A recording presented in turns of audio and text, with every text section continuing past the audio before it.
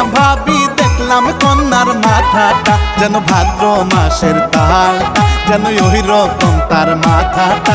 আমার আদরিনী ভাবিটা, আমার সুহাগিনী ভাবিটা, ও সাদের ভাবিটা।